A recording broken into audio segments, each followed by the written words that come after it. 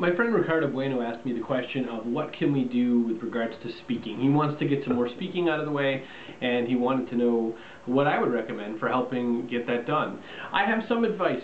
First off, one of the places I'll recommend is if you check out my speaking page at chrisbrogan.com/connect. And it's not necessarily perfect, but it's kind of what I'm working with right now. What I did was I set up a page that talks a little bit about me, gives a little bit of a biography, and then goes into the kinds of topics that I speak about. Thereafter, what I do is I show you some of the topics that you can start from, and I also then go right into some sample presentations. Upon reviewing my page, what I'm finding, I think, is that I've got too much stuff in there, and I might pull it back a little, and I might make 3 or 4 speeches the center. I don't think you can have enough video sample of your speaking.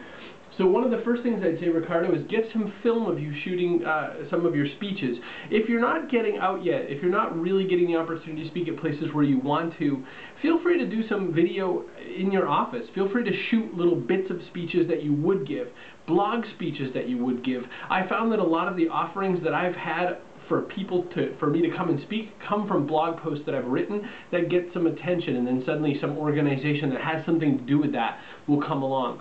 In those posts where someone thinks that, where I feel that someone's going to come along and think I should blog, I have a link in there for my speaking. I don't really make it very explicit, but I say, this is the kind of thing I speak about, and I have a link that links to that page.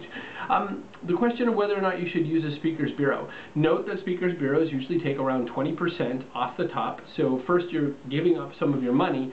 2, they also do manage for you, but they don't necessarily rush out and try to help you find gigs. That's not my experience anyway.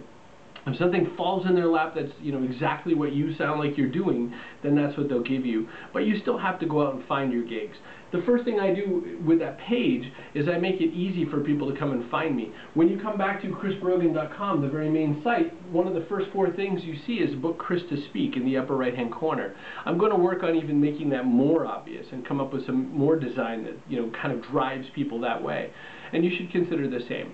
You may or may not consider having a PDF set up with all that kind of information in it. You might also start some lists, some email marketing lists, where you could start pushing out opportunities for people to understand why or where and what you'd speak about. So those are my pieces of advice at first.